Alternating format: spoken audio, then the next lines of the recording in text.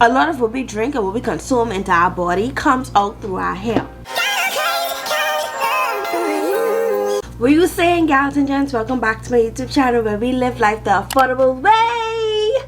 My name is Moniqua. Today we have another loc video. I know y'all like these videos. In today's video, we're going to be talking about common loc mistakes and how to fix them. Let's talk about it. The first loc mistake that we have on the chopping block today is hard, stiff locks. This can contribute to a whole lot of things. Not moisturizing your locks on time, not moisturizing your locks at all. For a gunk like this, with just smothering your hair. No, dehydration can contribute to your hair and how it's growing. Also, bleaching, like chemicals, can contribute to hard, stiff locks. Now, how you can fix them is, let's get into some hot oil treatments. When I first started my loc, the end of the 1 year journey, that's when I incorporated hot oil treatments into my journey. Not only did I incorporate hot oil treatments because y'all know I had a bad experience with conditioner, which is why I even switched to hot oil treatment, but I noticed how healthy and how moisturized and how vibrant my hair looks when I do hot oil treatment. So when I do hot oil treatments, I use olive oil, I use Jamaican black castor oil. You can use castor oil. So I recommend like light oils for your hot oil treatment, and let your hair just sit in that. Drink some tea, let your hair sit inside that, and you know, just absorb all that moisture and all that oil. Even if you wash it out or if you leave it in your hair, like your hair is still gonna look vibrant, healthy, light. Like, I just love the feeling that hot oil treatment gives me. And then we're gonna go into excessive products can cause hard, stiff locks. One of the main things you should know is do not use a lot of products on your locks, because the products that you were using on your natural hair, you do not use on regular hair. Like, you have to be very careful of that can damage your locks.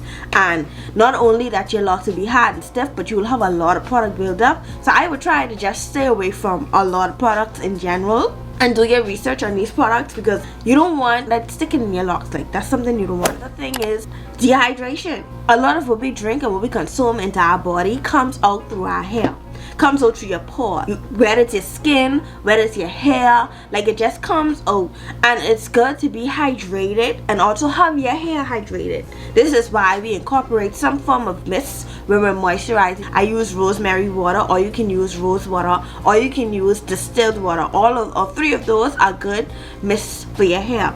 And mist is not a spray. Mist is when you have like those fine bottles. Let me get it. Is when you have like one of these bottles. Like, I literally got this off of Temu. I'll link the link down below.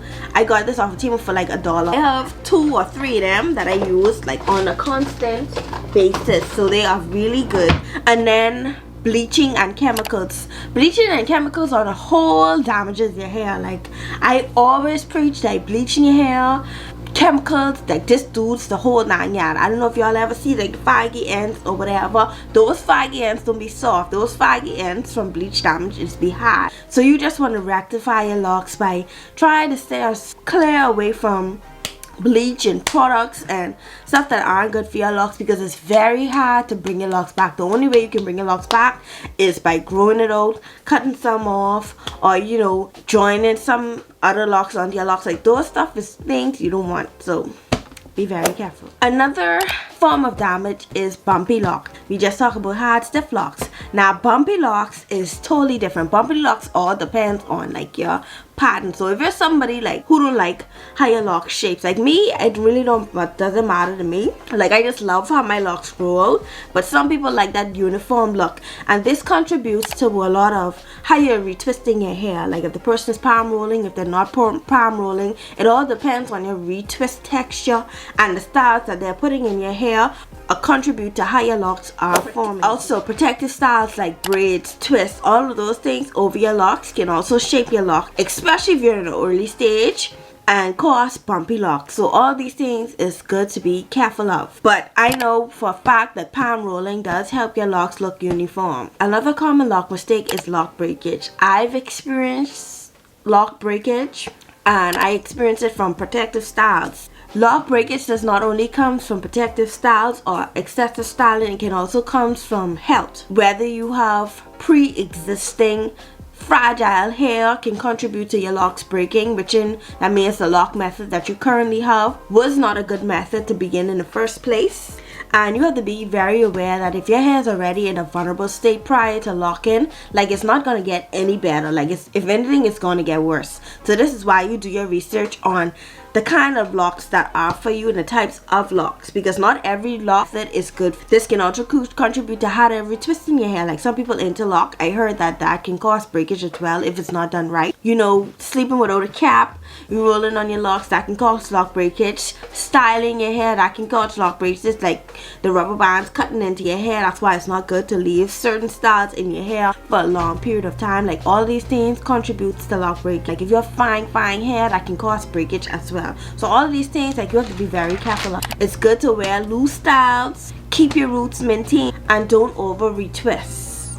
Those are good ways that you can help with lock breakage. Excessive twisting can lead to lock breakage. Good to just do your retwists when it's good. When you feel like your locks has grown out a lot. Something to always keep in mind with locks, at any point in time, you can have some form of lock damage. It can be whether you're just starting or whether you're already in your lock journey, you can have lock damage. So it's good to just give your hair time and be very careful. So those are common lock mistakes that can happen with your locks and how you can fix them, or things that you can be aware of. If you enjoyed this video, give this video a thumbs up. Be sure to subscribe to your girl. We are growing. And also, if you had any of these mistakes or you know another lock mistake, you can link it or drop it down in the comments. So thank you so much for watching.